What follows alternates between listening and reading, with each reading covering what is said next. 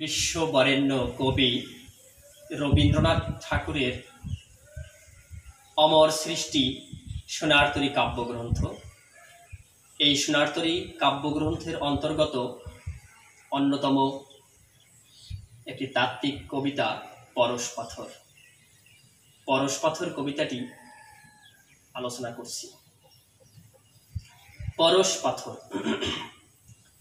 খেপা খুঁজে খুঁজে ফিরে পরশ পাথর, মাথায় বৃহৎ জটা, ধুলায় কাদায় কটা, মলিন ছায়ার মতো ক্ষীণ কলেবর। ওষ্ঠে অধরেতে চাপি, অন্তরের দ্বার ঝাঁপি, রাত্রি দিন তীব্র জ্বালা জেলে রাখে চোখে। দুটো নেত্র সদা যেন নেশার খদ্যত হেন, উড়ে উড়ে খোঁজে কারে নিজের আলোকে। নাহি যার চাল চুলা, গায়ে মাখে ছাই ধুলা, কোটিতে জড়ানো শুধু ধূসর কৌপিন। ডেকে কথা কয় তারে, কেহ নাই এ সংসারে, পথের ভিখারি হতে আরো দিনহীন। তার এত অভিমান, সোনা রূপা তুচ্ছ জ্ঞান, রাজ সম্পদের লাগি নহে সে কাতর। দশা দেখে হাসি পায়, আর কিছু নাহি চায়, একেবারে পেতে চায় পরশ পাথর। সম্মুখে গরজে সিন্ধু অগাধ অপার, তরঙ্গে তরঙ্গ উঠি হেসে হল কুটি কুটি, সৃষ্টি ছাড়া পাগলের দেখিয়া ব্যাপার। আকাশ রয়েছে চাহি, নয়নে নিমেষ নাহি, হুহু করে সমীরণ ছুটেছে অবাধ।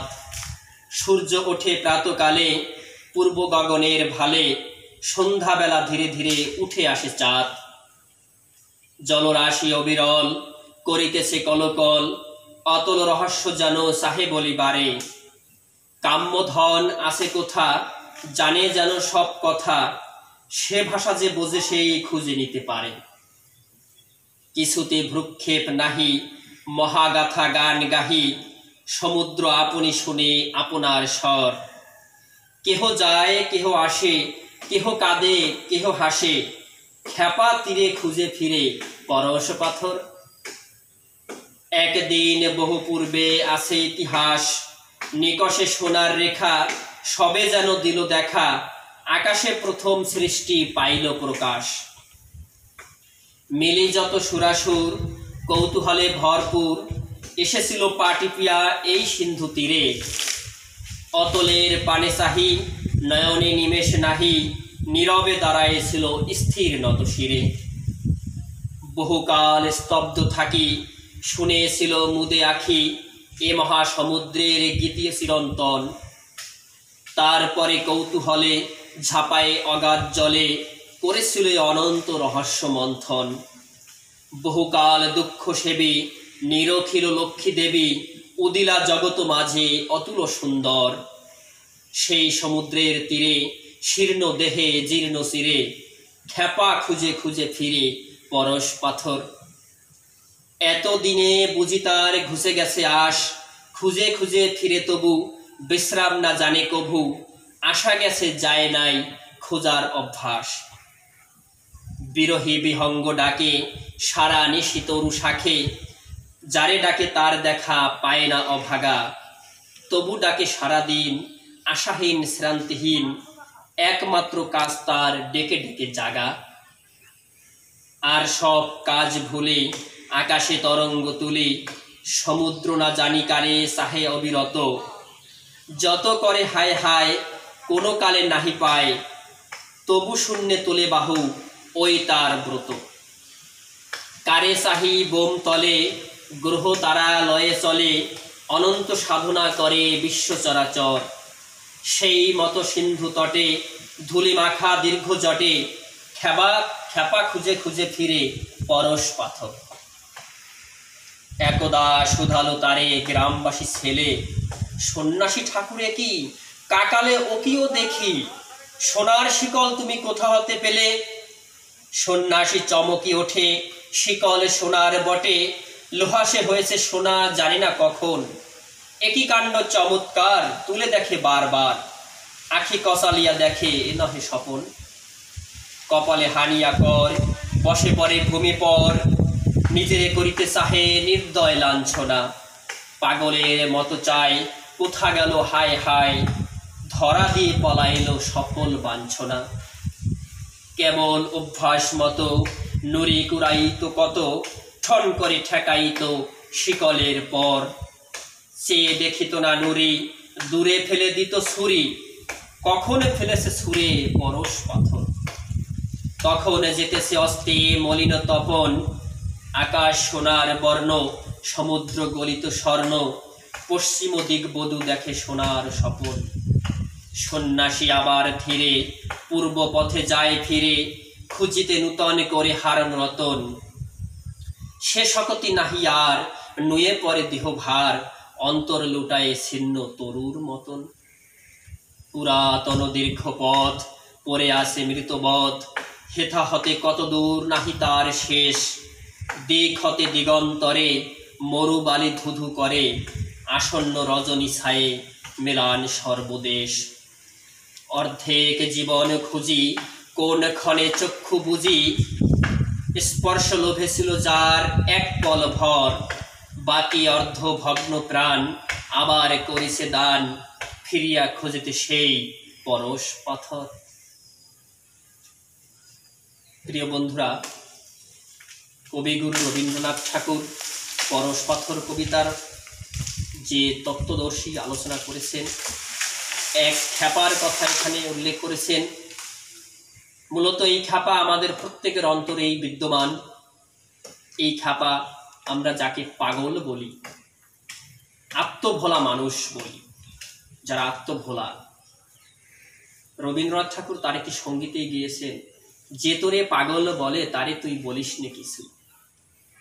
সুতরাং সেই খ্যাপা যে জেনেছে যে পরশ পাথরের স্পর্শে লোহা সোনা হয়ে যায়, তাই সে কি করেছে, আজকে পরশ পাথর পাওয়ার জন্য ব্যাকুল হয়েছে।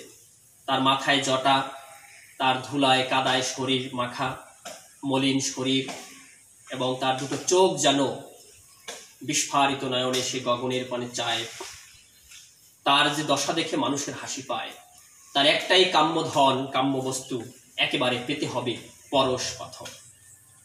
সমুদ্রের গর্জন শুনছে, সমুদ্রে অসংখ্য নুড়ি পাথর, কাকর, বিভিন্ন কিছু পাওয়া যায়। সেই বিশ্বাস থেকে খ্যাপা তার অভিলাষ থেকে খুঁজে ফিরছেন সমুদ্রের তীরে তীরে।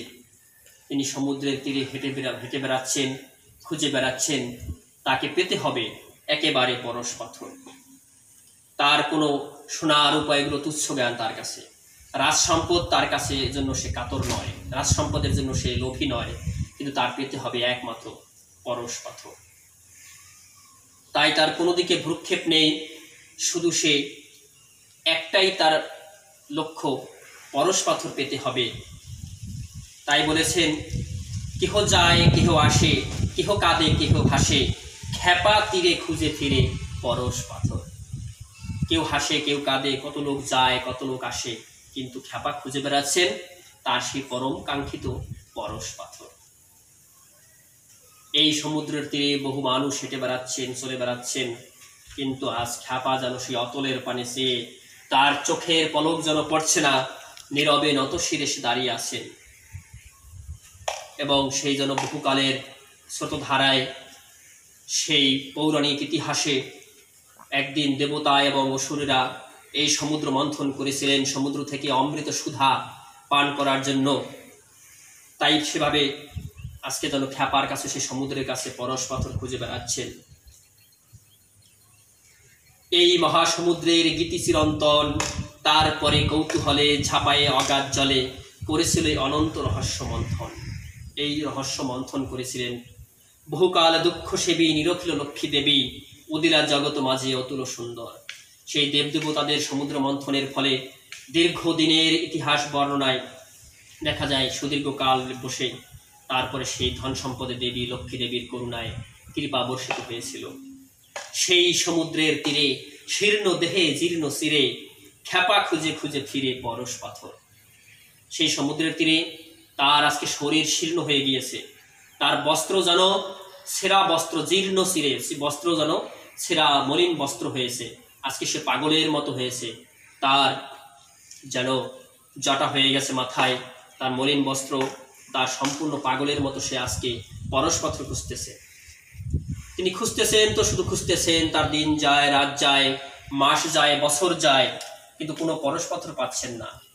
কিন্তু তার খোঁজার অভ্যাস তৈরি হয়েছে। তাই তো কবি বলেছেন, এতদিনে বুঝি তার ঘুষে গেছে আশ, খুঁজে খুঁজে ফিরে তবু বিশ্রাম না জানে কভু, আশা গেছে যায় নাই খোঁজার অভ্যাস। খুঁজতে খুঁজতে আর পাচ্ছে না, তখন তার আশা সে পরিত্যাগ করে দিয়েছে, হয়তো পরশপাত্র আর পাবো না। কিন্তু তার খোঁজার অভ্যাসটা তিনি ছাড়তে পারেননি, তিনি তার অভ্যাসটাকে তিনি বজায় রেখেছেন। তাই বলেছে যে তার আশা আছে কিন্তু খোঁজার অভ্যাসটা যায়নি। যেন গাছের ডালে পাখি ডাকে, পাখির গান গাওয়াই তার অভ্যাস। কেউ শুনলো কিংবা না শুনলো সেটা কোনো বিষয় নয়, বিবেচ্য নয়, কিন্তু তার গান গাওয়াই তার অভ্যাস। তেমনি আজকে খ্যাপাও যেন তার সেই গান গাওয়া পাখির মতো সে খোঁজা অভ্যাস করে যাচ্ছে, খুঁজতেছেন।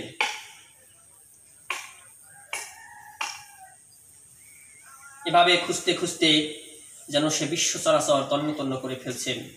সেই মতো সিন্ধু তটে ধুলি মাখা দীর্ঘ জটে, খ্যাপা খুঁজে খুঁজে ফিরে পরশ পাথর। সেই তার সিন্ধু তীরে সেই ধুলি মাখা দীর্ঘ জট, সেই পাগলের মতো আলুথালু বেশ, সেই খ্যাপা পরশ পাথর খুঁজে বেড়াচ্ছে। একদা শুধালো তারে গ্রামবাসী ছেলে, সন্ন্যাসী ঠাকুরে কি কাকালে ওকিও দেখি, সোনার শিকল তুমি কোথা হতে পেলে? হঠাৎ গ্রামবাসী ছেলেরা তাকে জিজ্ঞাসা করলো, ও সন্ন্যাসী ঠাকুর, তোমার কোমরে ওকি দেখি, এখানে দেখি সোনার শিকল, তুমি কোথায় পেয়েছো? কাকালে মানে হচ্ছে কোমরে বা কোটি দেশে। এখানে তার সেই যে লোহার শিকলটি ছিল, যে লোহার শিকলে সে যত নুড়ি পাথর পেলে পরে ঠক করে একটু ঠেকাতো, তার বিশ্বাস যে পরশ পাথরের স্পর্শে লোহা সোনা হবে, সে আশায় ছিল। কিন্তু তাই কোন সময় যেন সে পরশ পাথরের পরশ লেগে গিয়েছে। আজকে যখন সে আশা ছেড়ে দিয়েছে, সে অভ্যাস মতো শুধু খুঁজে বেড়াচ্ছে, তখন সেই পরশ পাথর ঠিকই পেয়েছিলেন, কিন্তু তিনি রাখতে পারলেন না, তিনি তা দেখলেন না। একই কাণ্ড চমৎকার তুলে দেখে বারবার, আখি কসালিয়া দেখে নহে সফল।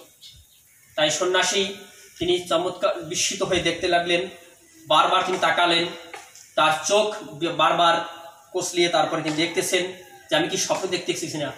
ঠিকই দেখতেছে, কপালে হানিয়া কর বসে পড়ে ভূমি পর, নিজের করিতে চাহে নির্দয় লাঞ্ছনা। তিনি তার কপালে মাথায় আঘাত করলেন এবং মাটিতে বসে পড়লেন। তখন তিনি নিজেকে নিজে ভর্ৎসনা করতে থাকলেন, নিজেকে নিজে তিনি লাঞ্ছনা করতে লাগলেন। পাগলের মতো চায় কোথা গেল হায় হায়, ধরা দিয়ে পলাইলো সফল বাঞ্ছনা। আজকে তিনি পাগলের মতো তিনি বিলাপ করছেন, কোথা গেল হায় হায়, আমার সেই পরশ পাথর ধরা দিয়েও আজকে আমাকে ফেলে চলে গেল। কেবল অভ্যাস মতো নুরি কুড়াইতো কত, ঠন করে ঠেকাইতো শিকলের পর, সে দেখিত না নুরি দূরে ফেলে দিত ছুরি, কখনে ফেলেছে সে পরশ পাথর। সেই নুরি পাথরগুলি সে চেয়ে দেখতো না এবং দূরে ছুঁড়ে ফেলে দিত সমুদ্রের মধ্যে। কিন্তু কখনই যে সে পরশ পাথরের পরশ পেয়ে গিয়েছে এবং সেই পরশ পাথর কখনই যে সে ছুঁড়ে ফেলে দিয়েছে, তা তিনি নিজেও আজকে বুঝতে পারছেন না। তখন যেতেছে অস্তে মলিন তপন, আকাশ সোনার বর্ণ, সমুদ্র গলিত স্বর্ণ, পশ্চিম দিক বধূ দেখে সোনার স্বপন।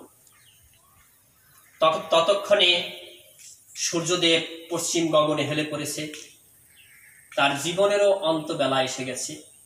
তার জীবন সূর্য পশ্চিম আকাশে অস্ত গিয়েছে। পশ্চিমের দিকবধূ যেন সোনার স্বপ্ন দেখতেছে। সন্ন্যাসী আবারও ধীরে পূর্ব পথে যায় ফিরে, খুঁজিতে নূতন করে হারানো রতন। সন্ন্যাসী আবার পুনরায় তার সেই পূর্ব যে পথ দিয়ে তিনি এসেছিলেন, সেই পূর্ব পথে আবার পুনরায় সে ফিরে যাচ্ছেন সেই হারানো রতন খোঁজার জন্য। হায়, তার অনেক দেরি হয়ে গিয়েছে, জীবনের শেষ বেলায় এসে গেছে, উপনীত হয়েছে। আবার সেই যে পরশ পাথর ফেলে দিয়েছে, সেই হারানো পরশ পাথর এখন সেই পিছু পথে আবার খুঁজে বেড়াচ্ছে।